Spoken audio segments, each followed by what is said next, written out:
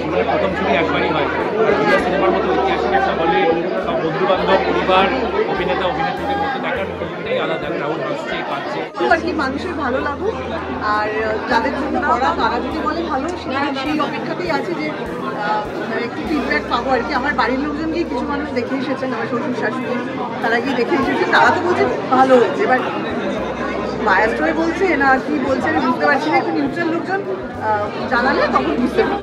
মায়ের ভালো লাগবে, যদি মায়ের ভালো লাগা পেয়ে যাই তার মানে আমার বিষয় হচ্ছে আমার দর্শকদের ভালোবাসা আমরা পেয়ে যাবো। Thank you so much, please দেখবেন অবশ্যই। এবং মেকিংটা খুব ভালো লেগেছে, ট্রেলার কাজ আর এডিটিং ভেরি নাইস। তো আমি এমনিতে খুবই আশাবাদী সিনেমাটা ভালো হবে। দর্শকের রিয়াকশন আসা শুরু হাসছে, হ্যাঁ অনেক লোক হাসছে, ভয় পাচ্ছে, সেগুলো দেখলাম। বাট দর্শকের রিয়াকশন তো সিনেমা শেষে আসে, আমরা তার জন্য ওয়েট করছি। এক্ষুনি আমরা আলোচনা করছিলাম যে আজকে সাউথ সিটি মলেও শো হাউসফুল আছে, ডায়মন্ড প্লাজায় হাউসফুল আছে। তো সাউথ সিটি যেহেতু এখান থেকে কাছে, সিনেমা শেষে একবার যাবো, অডিয়েন্সের রিয়াকশন জানবো, তার অপেক্ষা।